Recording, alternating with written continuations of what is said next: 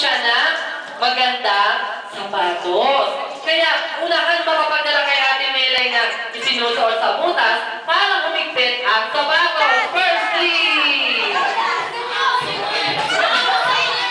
kailangan tanggal. Sinta. Firstly, 1, 2. Last one. Last one.